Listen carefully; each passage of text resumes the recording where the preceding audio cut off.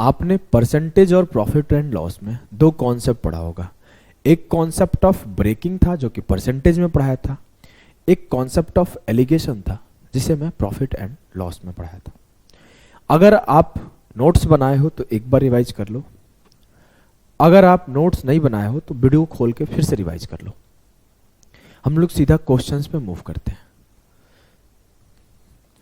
पहला सवाल आपके सामने है, उसमें मैं आपको कराते टाइम बहुत सारी चीजें बताया हूं, तो उसको एक बार अगर आप देख लोगे तो ज्यादा अच्छे से अंडरस्टैंड कर पाओगे। जैसे मैं बताया था कि जब भी किसी एक यूनिट में हो तो आप कॉन्सेप्ट ऑफ एलिगेशन लगाओ। जब बोले कि मेरे को 10% का प्रॉफिट हो रहा है, 20% का प्रॉफिट हो रहा है, ओवरऑल 25% का प्रॉफिट हो रहा है, मुझे 50 रुपए का प्रॉफिट हो रहा है, मुझे 70 रुपए का प्रॉफिट हो रहा है, मुझे ओवरऑल 100 रुपए का प्रॉफिट हो रहा है, 120 रुपए का प्रॉफिट हो रहा है। जब भी कोई एक यूनिट में हो, या तो परसेंटेज में सब कुछ हो या नंबर में सब कुछ हो, तो आपको एलिगेशन लगाना है, यही बताया था ना। और जब कोई दो परसेंटेज में हो और कोई एक आपके नंबर में हो तो आप एलिगेशन ना लगा के ब्रेकिंग लगा दो, क्योंकि breaking is nothing but alligation. बस ब्रेकिंग जो है ना वो एलिगेशन ही है, लेकिन यहां पे एलिगेशन लगाने पे टाइम टेकिंग हो जाता है, समय ज्यादा लगता है, कैलकुलेशन बढ़ जाता है, तो हम लोग वहां पे ब्रेकिंग लगा देते हैं। जैसे ये सवाल है, इसमें हम लोग ब्रेकिंग लगा देंगे, सिखाऊंगा आगे। और जो ये सवाल है इसमें हम लोग एलिगेशन लगा देंगे, इसमें हम लोग एलिगेशन लगा देंगे। क्यों लगा रहे हैं? क्योंकि ये सवाल को एक बार पढ़ो, फिर आप ज्यादा अच्छे से अंडरस्टैंड कर पाओगे, कंपैरिजन कर पाओगे कि कहां पे ये करना है, कहां पे ये नहीं करना है, कहां पे ऐसे करना है, कहां पे ऐसे नहीं करना है। सिर्फ आपको सवाल सॉल्व करना आना इंपॉर्टेंट नहीं है, सवाल को, डेटा को देख के, सवाल के भाषा को देख के किस तरीके से करना है ये मैटर करता है। एलिगेशन ही है, एलिगेशन ही सिखा रहा हूं। और एलिगेशन क्या है? Reverse form of weighted average, जो कि लास्ट क्लास था, तो वेटेड एवरेज का ही कॉन्सेप्ट है, लेकिन उसको तोड़ मरोड़ के कब किस सिचुएशन में कैसे यूज करना है ना, ये सीखना है। अब आपको घी खाना है तो रोटी के साथ भी खा सकते हैं, चावल के साथ भी खा सकते हैं, दाल में डाल के भी खा सकते हैं, सब्जी में डाल के भी खा सकते हैं, घी के सब्जी भी बना सकते हैं, घी का पराठा भी बना सकते हैं। तो कॉन्सेप्ट एक ही है, उसको कैसे कैसे कैसे कैसे यूज कर रहे हैं ये समझना है। अब मैं इस सवाल को पढ़ा तो बोला है कि a sum of RS 50,000 is lent partly at 4% and remaining at 5% per annum if the yearly simple interest on the average is 4.6%। इसके पहले वाले क्लास में हम लोग वही एवरेज वाला निकाल रहे थे। इसमें यह बता दिया है कि कुछ हिस्से को 4% पर दिया, कुछ हिस्से को 5% पर दिया, और दोनों मिला के 4.6% में एक साल में कमा लिया। तो दोनों हिस्सा क्या है? इसके पहले क्लास में क्या था? एक हिस्सा को मैं 4% पे दिया जो कि ये है, एक हिस्सा को मैं 5% पे दिया जो कि ये है। ओवरऑल कितना परसेंट कमाऊंगा? कोई अलग है क्या? नहीं सर, वही कॉन्सेप्ट है, वेटेड एवरेज ही है। अब देखो, आप जब ये बोला कि कुछ को 4% पर दिया, कुछ को 5% पर दिया, ओवरऑल 4.6% कमाया, ऐसे सवालों में जब सबके सब परसेंटेज में बात हो तो क्या लगाओगे? एलिगेशन। और जब देखो ऐसे बात हो, 10,000 रुपए में से कुछ हिस्से को 15% पर दिया, कुछ हिस्से को 10% पर दिया, और वो 5 साल में 6500 रुपए रिसीव किया। इट मीन्स कि ब्रेकिंग लगाएंगे। अभी मैं आपको जब सवाल कराऊंगा ना तो ज्यादा अच्छे से सिखा दूंगा। अभी मैं आपको कंपैरिजन सिखाया हूं, आपको क्या करना है, एक लाइन ड्रॉ करना है, कब आपको एलिगेशन यूज करना है और कब आपको ब्रेकिंग यूज करना है। ये चीज आप लिख लिए कि जब यूनिट सेम है कि सब परसेंटेज में, सब नंबर में, तो मैं एलिगेशन यूज करके निकल जाऊंगा। और जब यूनिट सेम नहीं है, कुछ परसेंटेज में कुछ नंबर में, तो मैं ब्रेकिंग यूज करके जल्दी से निकल जाऊंगा। ये चीजें आपको क्लियर हो गई होगी मेरे लाल, मेरे भाई। अब में हम लोग आ जाओ, सीखते हैं। पहला सवाल, आंसर क्या है? अभी तक आंसर नहीं आया, आंसर तो आ जाना चाहिए था। पहले पार्ट पर वो 4% कमा रहा है, दूसरे पार्ट पर वो 5% कमा रहा है, और ओवरऑल वो 4.6% कमा रहा है। लगा दो एलिगेशन। लगा दिया एलिगेशन, बड़े वाले से छोटे को माइनस करना है। 5 माइनस 4.6 0.4 रेशियो 4.6 माइनस 4.6 रेशियो काटा, 2 दूना 4 2 तिया 6, 2 रेशियो 3 जो होगा वो मेरा होगा उसका इन्वेस्टमेंट। तो 2 प्लस 3 टोटल इन्वेस्टमेंट कितना है 5 यूनिट, लेकिन वो बोल रहा है नहीं सर टोटल इन्वेस्टमेंट है 50,000। तो 5 यूनिट बराबर है 50,000 के, 1 यूनिट बराबर है 10,000 के, तो 2 यूनिट बराबर है 20,000 के, और 3 यूनिट बराबर है 30,000 के। आपसे बोला गया है कि दोनों भाग बताओ, तो 20,000 और 30,000।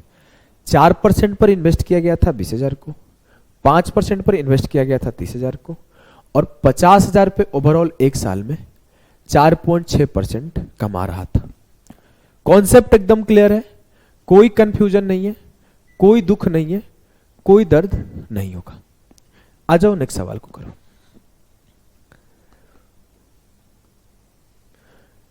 सवाल है कि a sum of RS 10,000 is lent partly at 8% and remaining at 10%। 10,000 रुपए की राशि को कुछ हिस्से को 8% पर और कुछ हिस्से को 10% पर लगाया गया।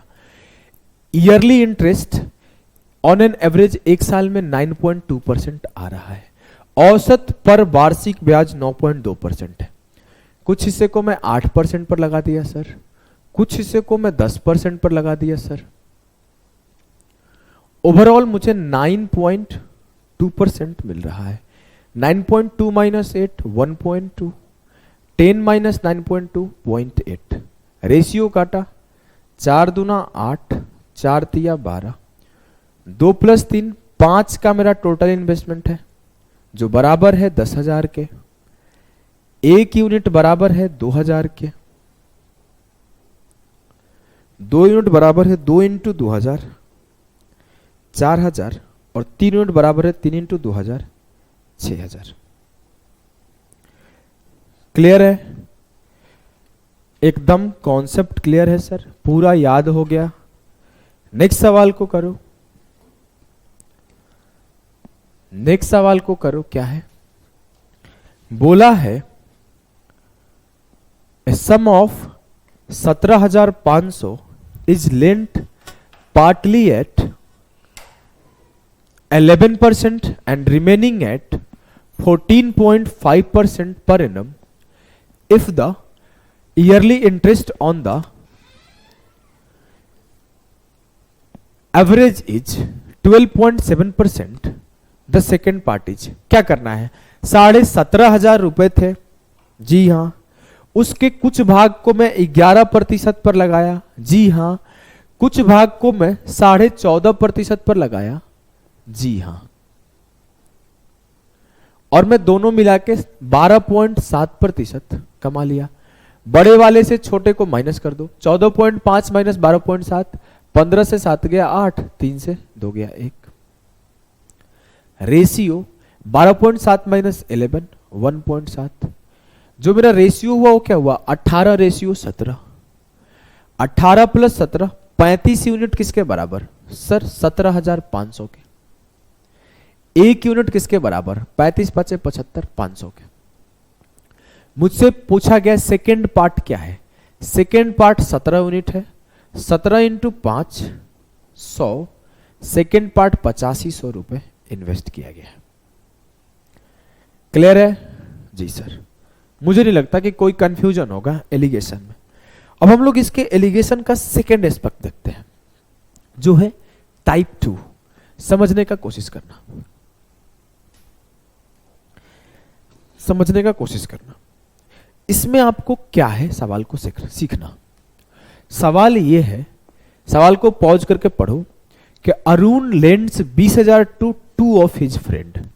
अरुण अपने 2 दोस्तों को 20,000 रुपए उधार देता है। 2 लोगों को दिया, ए और बी मान लो। He gives 12,000 to the first. अब जैसे ये बोला कि वो पहले को 12,000 दिया, तो ये अंडरस्टूड है कि दूसरे को 20,000 में से 12,000 हटा दो तो 8,000 दिया होगा। तो एक को 12,000 दिया, एक को 8,000 दिया, ठीक है। 12,000 जिसको दिया है, he gives 12,000 to first at 8% per annum, उससे 8% का इंटरेस्ट ले रहा है। Arun wants to make a profit of 10% on the whole, उसे ओवरऑल 20,000 पे 10% का ब्याज चाहिए। The simple interest rate at which he should lend the remaining sum of money to the second friend, दूसरे फ्रेंड को जो 8,000 दे रहा है उसे कितना प्रतिशत पर देना चाहिए। मेरे लाल, मेरे को बोला गया कि मैं पहले को 8% पर दूंगा, दूसरे को मैं मान लेता हूं 1% पर दूंगा, ओवरऑल मुझे 10% की कमाई होनी चाहिए। अब मुझे बोला है कि पहले को मैं 12,000 दूंगा और दूसरे को मैं 8,000 दूंगा। मैंने 3-3 नंबर काटा, 4 तिया 12, 4 दूना 8 काटा, मतलब जो गिवन रेशियो है वो 3:2 है देने का। अब मेरे को पता है बड़े से छोटा को घटाना होता है, 10 से 8 गया 2 यूनिट बराबर है 2 के। बड़े से छोटा को घटाना है तो 10 में 3 जोड़ेंगे 13, तभी तो 13 से 10 घटाएंगे तो 3 आएगा, और 10 से 8 घटाएंगे तो 2 आएगा। तो जो सेकेंड फ्रेंड है उसे मैं 13% ब्याज पर दूंगा, तो मुझे ओवरऑल 10% की कमाई होगी।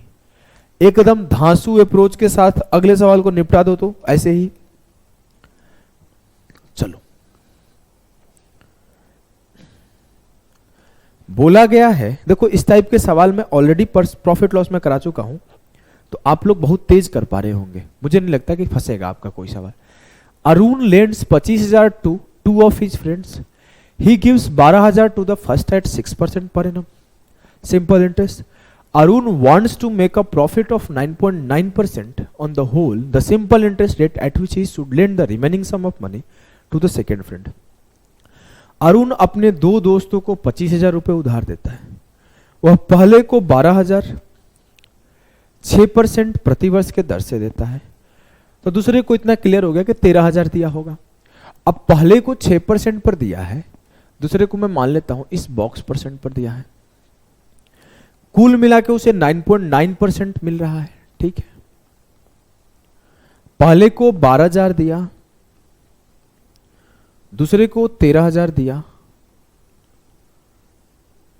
3 से 3 खत्म, मतलब 12:13 में वो दिया है। 9.9 से 6% घटाया तो यहां पे 3.9 आया। सर यहां 13 है, आया 3.9 है, कितना गुना आया है? 0.3 गुना, तो यहां पे भी 0.3 गुना आएगा, 12 × 3 3.6।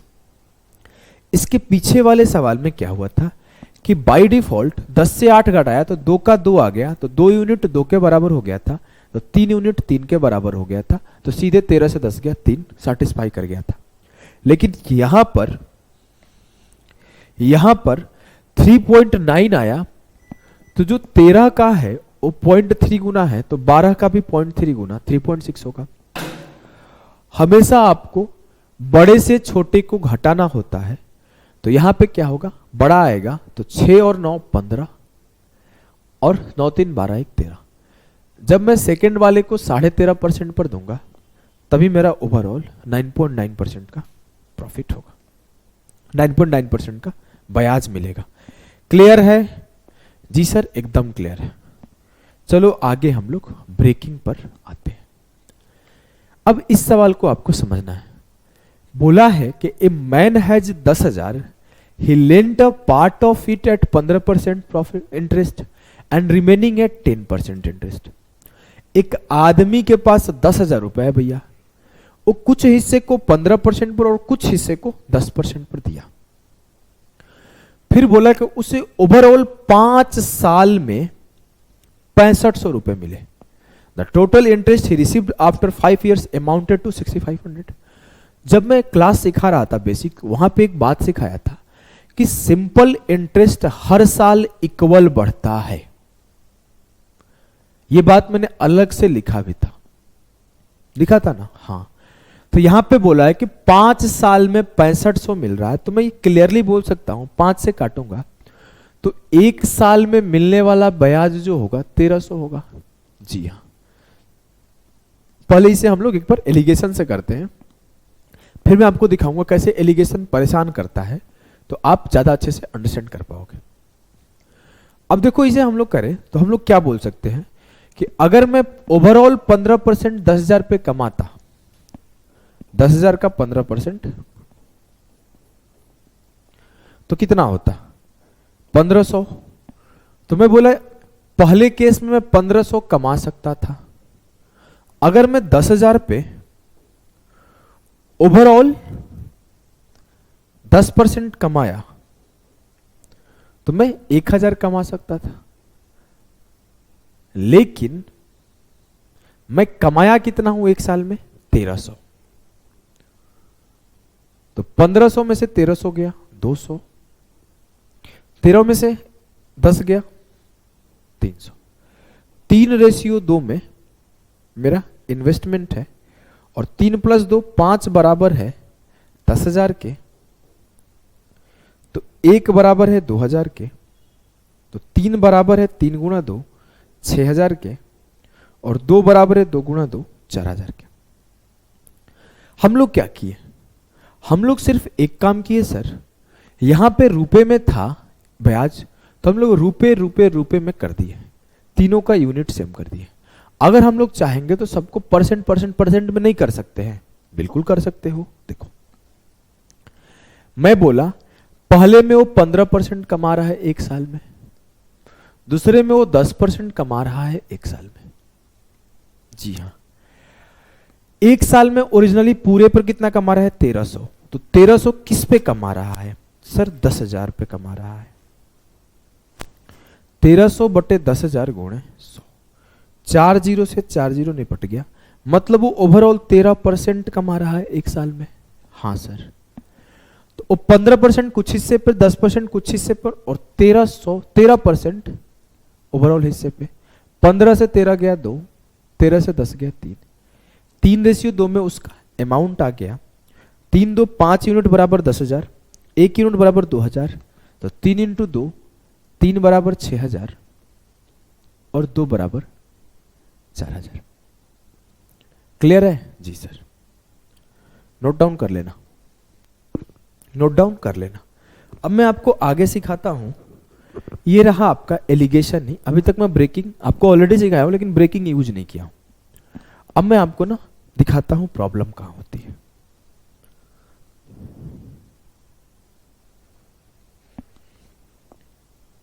देखो जब वो डेटा डिफिकल्ट देना शुरू करता है तब एलिगेशन लगाना डिफिकल्ट होता है। पेपर का आया वो सवाल है।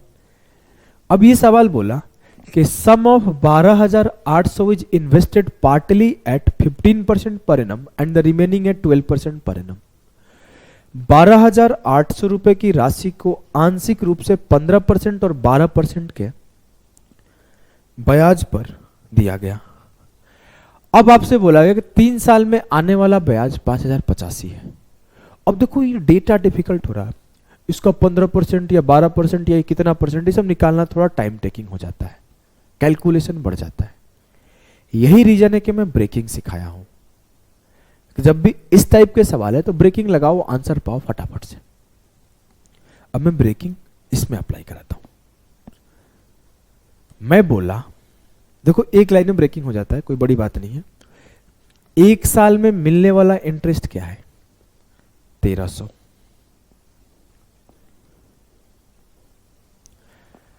कुछ पार्ट को 15% पर दिया गया है, कुछ पार्ट को 10% पर दिया गया है। मैं अपने आप से बोला अगर मैं पूरे को सिर्फ 10% पर देता तो क्या होता सर, इस 10,000 पे 10% मैं कमाता। 10,000 का 10% निकालो, 1/10 1,000 हो गया, तो मैं 1,000 रुपए कमा पाता। लेकिन कमाया कितना हूं 1300, 300 ज्यादा कमाया हूं। ये 300 ज्यादा क्यों कमाया हूं, क्योंकि मुझे एक हिस्से पर 15% मिला है और सर आपने जब कैलकुलेट किया था तो बोला था कि सारे पे 10% मिले, मतलब आपने यहां 5% छोड़ दिया था, इस पे जो 5% मिला था। तो इस हिस्से का जो 5% है वो बराबर है 300 के। तो 5% बराबर 300, 1% बराबर 60। तो अगर मैं बोलूं कि 100% क्या होगा, तो 100% होगा 6,000। मतलब एक हिस्से पर 6,000 है तो दूसरे हिस्से पे 10,000 से 6,000 माइनस किया 4,000 है। मुझसे पूछा गया है दोनों हिस्से का डिफरेंस बताओ, the difference between the two parts of the amount. 6,000 से 4,000 गया 2,000, कहीं से भी वही आएगा 2,000।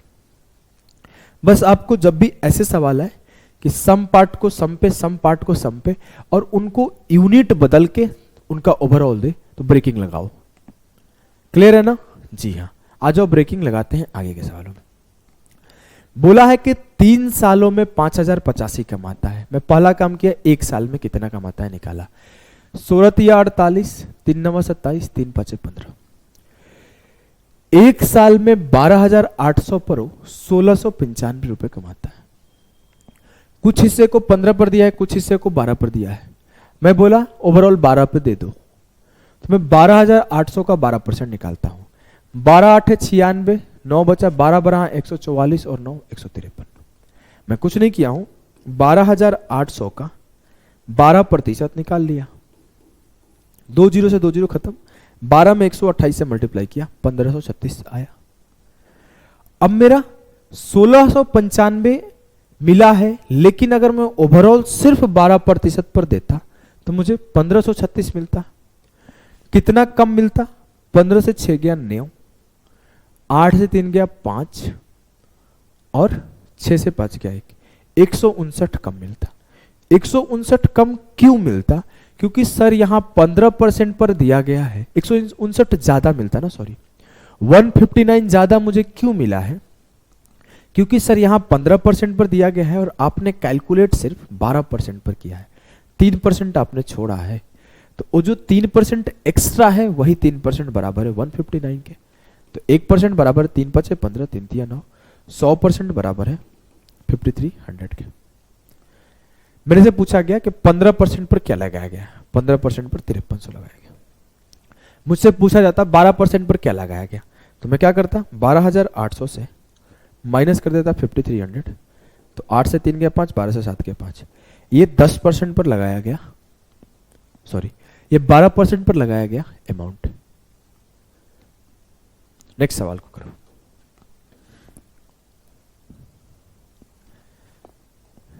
देखो ये तो फिर भी आसान है। मेरे को 1 2 और डिफिकल्ट सवाल ऐसे डिफिकल्ट मिले थे ना मेरे लाल, ऐसे डिफिकल्ट कि सब डेसिमल्स में थे। 12.5%, 10.25%, और यहां पे बोला था कि ये भी डेसिमल में था। वो सवाल अगर मैं इधर उधर मिलता है तो एक्स्ट्रा प्रैक्टिस या फिर कहीं ना कहीं डाल दूंगा। मिला था, उन सबको देखोगे तो कभी आप जीवन में सोच भी नहीं पाओगे एलिगेशन, सिर्फ ब्रेकिंग सोचोगे।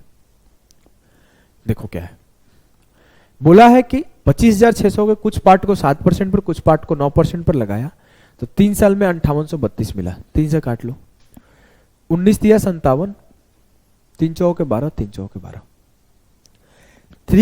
3 ईयर में 5832 है, तो 1 साल में 1944 है। कुछ पार्ट को 7 पे, कुछ पार्ट को 9 पर लगाया, मैं ओवरऑल 7 मान लेता हूं, तो 25,600 का 7% निकाल लो। 7 छक्के 42, 4 बचा, 25 7 175 और 4 179। 25,600 का मैं 7% लिख दिया। अब मैं बोला अगर मैं 7% पर लगाता तो मुझे 1792 मिलता, लेकिन 1944 मिला है। कितना ज्यादा मिला है? 4 से 2 गया 2, 14 से 9 गया 5, 152 ज्यादा मिला है। ये 152 ज्यादा क्यों मिला है? क्योंकि सर एक हिस्से को मैं 9 पे लगाया था, 2% ज्यादा था वहां पे, तो वो 2% बराबर है 152 के, 1% बराबर है 76 के, 100% बराबर है 7600। मुझसे पूछा ही गया था कि 9% पर कितना लगाया गया है? 7600। क्लियर है? जी सर। नेक्स्ट सवाल को पढ़ते हैं। एमटीएस का आया हुआ है ये सवाल, करने का कोशिश करो।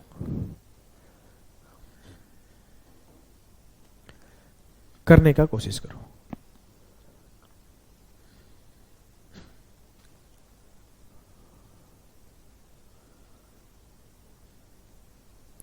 A sum of 10,000 is invested in 3 schemes of simple interest. The annual interest rates are respectively 4%, 6% and 10%. 10,000 रुपए की राशि को साधारण ब्याज के 3 योजनाओं में निवेश किया जाता है। वार्षिक ब्याज दरें क्रमशः 4%, 6% और 10% है। 10,000 को लगाया गया।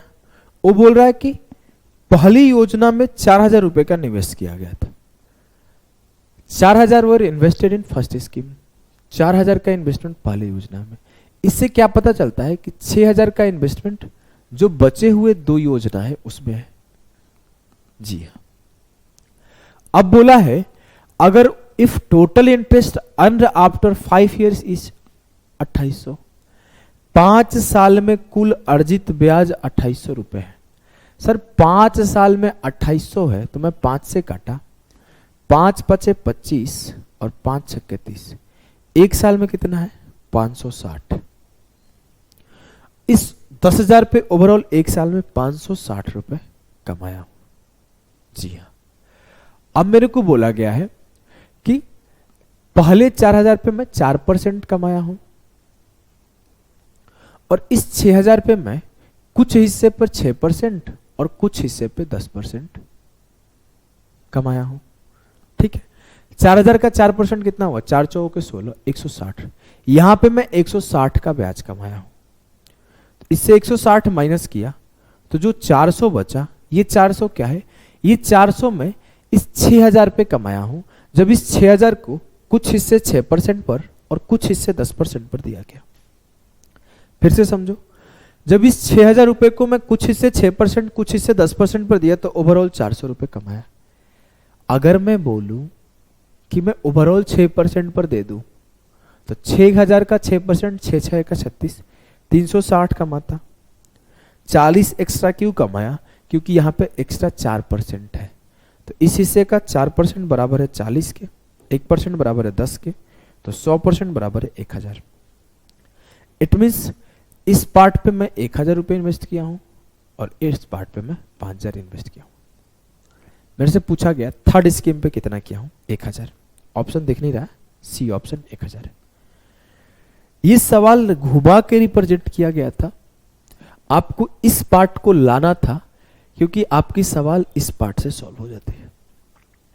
यहां पर आपको अल्टीमेटली पता चला कि 6,000 रुपए को 2 पार्ट में दिया गया, कुछ हिस्से को 6 पे, कुछ हिस्से को 10 पे, और उस 6,000 पे 400 का ब्याज है। बस मैं वो लाइन लगा दिया, 6 + 4, 6,000 का 6%, 360 घटाया, 4% बराबर 40, 100% बराबर 1,000। क्लियर है जी सर। एक सवाल और करो, मेंस का आई थिंक आया हुआ सवाल है।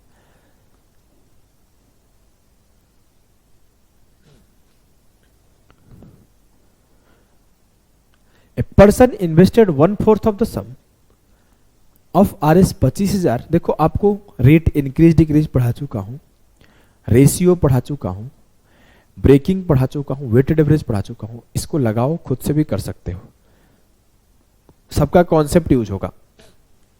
बोला है a person invested 1/4 of the certain sum of RS 25,000 at a certain rate of simple interest and the rest at 4% higher rate. मतलब आसान भाषा में समझो कि 25,000 रुपए थे साहब के पास, इसके 1/4 पार्ट को एक जगह लगाया R% पर और इसके 3/4 पार्ट को वो इससे 4% ज्यादा पर लगाया। 2 साल में if the total interest received for 2 years is 4125, 2 साल में इस तरीके से 4125 रुपए का ब्याज कमाया। तो आपको बताना है कि सेकंड को कितने % पर लगाया है। अब देखो मैं आपको सिखाता हूं, ये रिवर्स फॉर्म ऑफ ब्रेकिंग है, या फिर आप बोल सकते हो रेशियो है, या फिर बोल सकते हो रेशियो परसेंटेज इंक्रीज डिक्रीज है, या फिर बोल सकते हो रेट इंक्रीज डिक्रीज है। जो बन सो बोलो, सॉल्व करने का टेक्निक समझना, अप्रोच समझना। अगर मैं बोलूं कि इस पे R% कमाया है, इस पे R+4% कमाया है, अगर इस हिस्से पर भी 4% और कमा लेता, ध्यान से देखो मैं कलर चेंज करता हूं, अगर इस हिस्से पर भी 4% और कमा लेता तो मैं ये बोल पाता कि पूरे 25,000 पे वो R+4% कमाया है। बोल पाता कि नहीं बोल पाता? अगर मैं बोलूं कि मैं इस पे और 4% कमा लेता तो यहां भी R+4 कमाता, यहां भी R+4 कमाता, तो ओवरऑल R+4 कमाता। जी हाँ, मैं बोला 4% कमवा दो। 25,000 के 1/4 हिस्से पर 4% मैं 2 साल के लिए दे दिया। जैसे ही मैं दिया तो 4 से 4 खत्म, परसेंट को मैं 2 जीरो नीचे आ गया, 2 जीरो से 2 जीरो खत्म, 250 इंटू 2 500। अगर मैं 25,000 के 1/4 को 4% एक्स्ट्रा पर देता तो 500 रुपए का और ब्याज कमाता। अगर 25,000 के 1/4 भाग को 4% एक्स्ट्रा पर देता 2 साल के लिए तो मैं 500 रुपए और ब्याज कमाता। 4125 कमा रहा था, 500 और कमाता तो मैं 4625 रुपए का ब्याज कमाता, जो कि कमाया नहीं हूं, ये तो मैं अपने हिसाब से कर रहा हूं। 4625 कमाया हूं कब? जब 25,000 को R+4% पर 2 साल के लिए, परसेंट को मैं नीचे 100 लिख दे रहा हूं, 2 साल के लिए दिया हूं तो 4625 कमाया हूं। मुझसे पूछा गया था R+4% का वैल्यू निकालो, तो मैं इसी पे फोकस किया। मैं जरूरत पड़ता R निकालना है तो मैं कुछ नहीं करता, 25,000 के 3/4 हिस्से का 4% निकाल के खत्म कर देता। R निकालना होता तो मैं ये भी तो सोच सकता था कि 25,000 के जहां ये 4% अधिक कमाया है, इसके 3/4 के 4% हिस्से को निकाल लो। अभी मैं क्या किया हूं, 25,000 के 1/4 हिस्से पे 4% जोड़ दिया हूं। अपने अकॉर्डिंग काम करना है। मुझे इसको निकालना था तो मैं जोड़ दिया, मुझे इसको निकालना होता तो मैं घटा देता। जब मन होगा मैं जिसको 4% दूंगा तो दुआ दिया हूं तो जोड़ दूंगा, निकाला हूं तो घटा लूंगा। मैं सीधा अब आंसर निकालता हूं, 2 जीरो से 2 जीरो खत्म, 250 इंटू 2 कितना होता है? 500। मैं दोनों तरफ 2 से मल्टीप्लाई करता हूं। क्यों कर रहा हूं? चलो नहीं करता हूं। R+4 किसके बराबर आया? 4625 अपॉन 500 अपॉन 500। 5 से काट दो, 5 9 45, 5 दूना 10, 5 5 25, 100 से डिवाइड करोगे 9.25, तो R+4% बराबर है 9.25%। मुझसे पूछा गया था सेकंड वाला बताओ, तो 9.25%। मुझसे पूछा जाता रेट बताओ तो 5.25 आता, लेकिन यहां गलत है। क्लियर है ना? जी सर, तगड़ा सा सवाल है, मस्त सा सवाल है, कर लिए होंगे। तो आ जाओ हम लोग अब पढ़ते हैं ऐसे सवाल जो ब्रेक करके 2 जगह तो दिए जाएंगे लेकिन उसमें कोई रिलेशन नहीं होगा। करने का कोशिश करो, समझने का कोशिश करो। मेंस में ऐसे सवाल भर भर के आए हैं। सीजीएल 2019 मेंस देखो, 18 मेंस देखो, 20 मेंस देखो, हर जगह सवाल आपके भर भर के आए हैं। करने का कोशिश करो। सवाल यह है कि 12,000 is divided into 2 parts such that the simple interest on the first part for 3 years at 12% per annum may be equal to the simple interest on the second part for 4/1/2 years at 16% per annum। बोला है कि 12,000 को 2 भाग में बांटा। एक भाग को मैं 12% प्रतिवर्ष के दर से 3 वर्षों के लिए दिया और दूसरे भाग को मैं 16% प्रतिवर्ष के दर से 4.5 वर्षों के लिए दिया। तो अनुपात बताओ। देखो, कॉन्सेप्ट ऑफ ब्रेकिंग में सिखाया था तो ऐसे सवालों का बेसिक सिखाया था परसेंटेज में, और चाहता तो यहां पे भी बेसिक सिखाता। जब मैं वो 10% 15% सिखा रहा था ना बेसिक वाला ब्रेकिंग के सवाल, ये वाला, इसका बेसिक क्या होता है ना कि मैं मान लेता हूं कि एक को x दिया तो दूसरे को 10,000 माइनस x दिया। ऐसे चलो मैं एक बार सिखा देता हूं कि लोगों को थोड़ा बेसिक जानने की इच्छा खत्म हो जाएगी। मान लेता हूं कि 12,000 था, तो ऐसे करूंगा ना, एक हिस्से पर मैं x रुपीज दिया तो दूसरे हिस्से पे मैं 12,000 माइनस x रुपीज दूंगा। यही होता है ना, तो मैं एक बार एक को x रुपीज दिया तो दूसरे को 12,000 में से x कम दिया। बेसिक तो ये होता है। x मान लो, एक को मैं x दिया दूसरे को इतना माइनस x दिया। अब बोला कि x को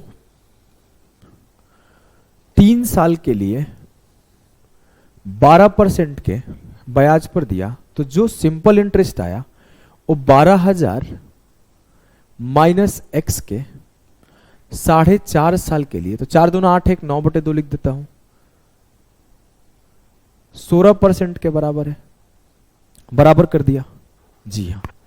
मैं 100 से 100 काटा, 12 तिया 36, 16 नवा 144, 36 चौके 144 काटा, 2 दूना 4 काटा। x अपॉन 12,000 माइनस एक्स, अगर इसे लिखना है तो ठीक है, तो देखो मैं बेसिक से कराता हूं। x बराबर 2 इंटू 12,000 24,000 माइनस 2x, 2x यहां किया तो x प्लस 2x 3x बराबर 24,000, तो x बराबर 8,000, तो ये 8,000 हुआ, तो ये 12,000 से 8,000 गया, 4,000 हुआ। क्लियर है जी सर। ये रहा प्योर बेसिक अप्रोच, इससे बेसिक आप लोग नहीं जा सकते हो, समझे। अगर कॉन्सेप्ट ऑफ ब्रेकिंग लगाना है, कॉन्सेप्ट ऑफ एलिगेशन लगाना है, कहीं भी लगाना है, तो ये तरीका लगा सकते हो कि मैं एक को x मान लूंगा, एक 12,000 माइनस x मान लूंगा, जैसे जैसे बोला है कि इसको इतने % पर, इसको इतने रेट पर दे दो, उतने पे दे दूंगा। क्लियर है जी सर। आ जाओ, अब मैं बोलता हूं, ये तो काम कर लिए, लेकिन ऐसे करना नहीं है। रेशियो पूछा है, 4,000 और 8,000 का रेशियो ले लो, 2:1 आ गया। ऐसे करना नहीं है, आप लिखना कम पड़े इस बात का ध्यान रखो। इतना लिखना पड़े पेपर में तो आपका सिलेक्शन कैसे होगा, आपको लिखना कम पड़े इस बात का ध्यान रखो। देखो मैं एक लाइन में लिखने सिखाता हूं। मैं बोला मैं x क्यों मानूं, x मानूंगा तो दूसरे को 12,000 माइनस x मानना पड़ेगा। मैं एक को a मानूंगा, एक को b मानूंगा। ध्यान से देखो, मैं बोला मेरा एक a है और एक मेरा b है, और a प्लस b मिलके 12,000 ही है। ऐसा नहीं कि 12,000 नहीं है भाई। हालत ऐसा है ना, एसी ऑन कर रहा हूं तो नाक जाम होने लग रहा है, गला फंसने लग रहा है, आंख से पानी आने लग रहा है। बंद कर रहा हूं तो पसीने आने लग रहे हैं, समझ में नहीं आ रहा है क्या करूं। मैं बोला कि एक मेरा ए है, एक मेरा बी है। मैं बोला कि इन दोनों को 2 पार्ट में बांटा था, ए और बी में। ए को मैं 3 साल के लिए 12% पर दे दिया, और बी को मैं 9/2 साल के लिए 16% पर दे दिया, और जो मिलने वाला ब्याज है वो बराबर है, मतलब 1/1 में है, इक्वल है। परसेंट से परसेंट खत्म, 12 तिया 36 चौके 144 और 2 दूना 4। आया क्या, a अपॉन 2b बराबर 1/1, तो a/b बराबर आया 2/1। क्लियर है जी सर, क्लियर है। हाँ, उन दोनों का रेशियो पूछा था, 2:1 आंसर। आगे 1-2 और सवाल प्रैक्टिस करो। देखो मेंस का भी आया हुआ सवाल है, सारे के सारे बहुत बड़े बड़े लैंग्वेज वाले सवाल है। जनरली लोग अवॉइड कर देता है पढ़ाना, या फिर वही लेंदी मेथड से पढ़ाता है ऐसे सवालों को। A sum of 5,000 is divided into 2 parts। 5,000 की राशि को 2 भागों में इस प्रकार विभाजित किया गया। पहले भाग को 4 सही 1/5 वर्ष के लिए 6 सही 2/3% प्रति वर्ष के दर से। On the first part 4 सही 1/5 years at 6 सही 2/3% per is double the simple interest on the second part for 2 सही 3/4 years at 4% per annum। 5,000 को 2 भाग में दिया गया। पहले भाग पर मिलने वाला ब्याज जो कि 4 सही 1/5 साल के लिए 6 सही 2/3% पर दिया गया था, 2 गुना है दूसरे पे मिलने वाले ब्याज के, जिसको मैं 2 सही 3/4 ईयर्स के लिए 4% पर दिया हूं। मैं क्या बोलता हूं, कैसे एज्यूम करना है, एक को ए एज्यूम कर लो, एक को बी एज्यूम कर लो। एक को कितने साल के लिए दिया गया, 4×5 20 21/5। कितने परसेंट पर दिया गया, 6 या 18 दूना 20/3%। बी को 4 दूना 8 3 11/4 साल के लिए दिया गया। सी और कितने परसेंट के लिए दिया गया, 4%। और इस केस में जो पहले से मिलने वाला ब्याज है वो 2 गुना है दूसरे के, 2:1 में। इसके पहले वो दोनों बराबर थे तो 1:1 में थे। परसेंट से परसेंट खत्म, 4 से 4 खत्म, 5 से 5 चौके 20 खत्म, 3 से 3 सते 21 खत्म, 2 से 2 दूना 4 खत्म, 7 दूना 14 ए अपॉन 11 बी आया बराबर 1/1। 11 यहां भेज दो, 14 यहां भेज दो। ए रेशियो बी सीधे लिखते हैं ना, ए रेशियो बी जब 11 यहां गया 14 यहां आया, 11 रेशियो 14 है। लेकिन मुझसे पूछा क्या गया है कि उन दोनों के बीच का डिफरेंस बताओ। मुझे पता क्या है, उन दोनों का सम और उन दोनों का रेशियो। ए 11 यूनिट है, बी 14 यूनिट है, 11 प्लस 14 दोनों मिलके 25 यूनिट है। नहीं सर दोनों मिलके 25 यूनिट नहीं है, दोनों मिलके 5000 है। तो ठीक है 25 यूनिट बराबर है 5000 के। मेरे से बोला गया दोनों के बीच का डिफरेंस बताओ। दोनों के बीच का डिफरेंस क्या है, 14 से 11 गया 3 यूनिट। तो मुझे 25 यूनिट का वैल्यू गिवन है, 3 यूनिट का वैल्यू पूछा है, 25 से काटा 200 बार में गया, 3 यूनिट का वैल्यू होगा 3 इंटू 200 600। 600 विल बी द सही उत्तर ऑफ दिस क्वेश्चन। 600 जो होगा सही उत्तर होगा इस सवाल का। एक सवाल और सॉल्व करो, सीजीएल 2020 मेंस का आया हुआ है, ये भी सवाल है।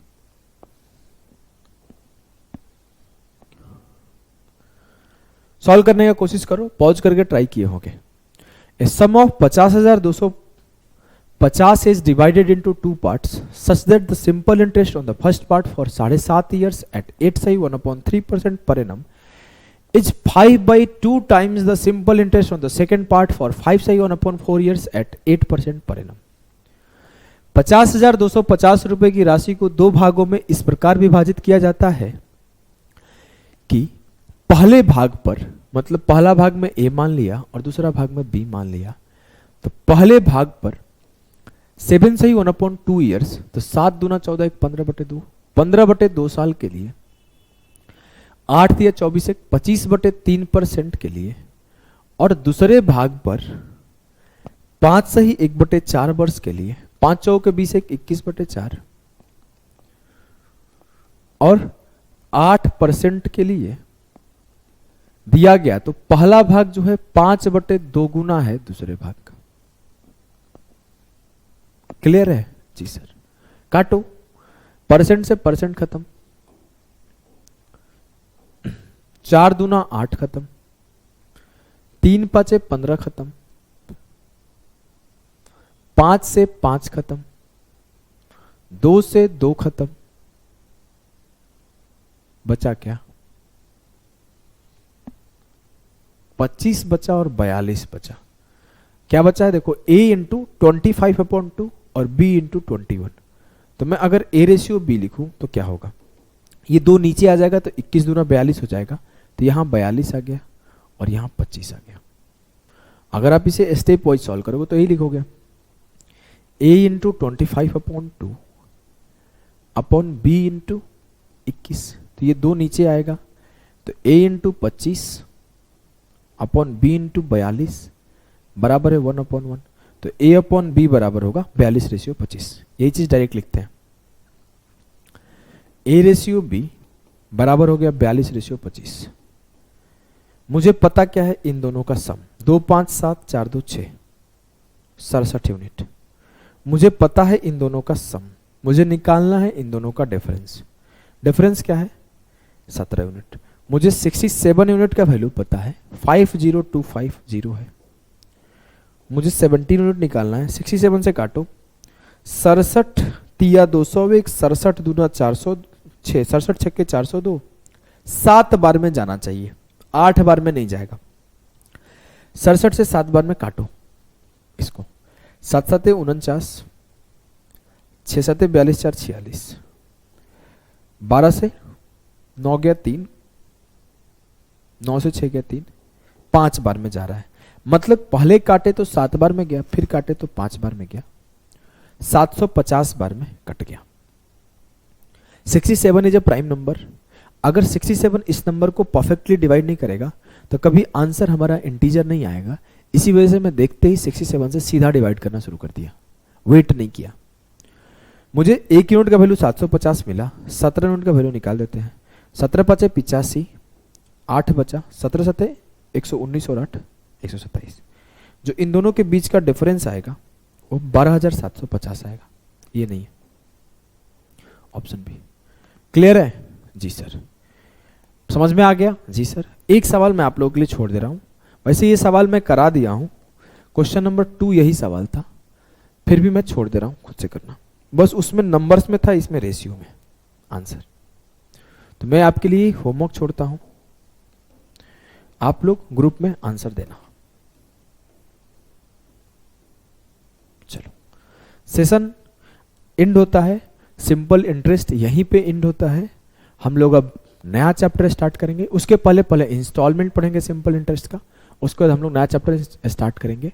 सिंपल इंटरेस्ट का इंस्टॉलमेंट मोस्ट इंपॉर्टेंट है, क्योंकि 2022 के आखिरी महीने नवंबर दिसंबर और 2023 के किसी भी महीने के कोई भी पेपर देखोगे, इंस्टॉलमेंट के एक सवाल हर सेट में है।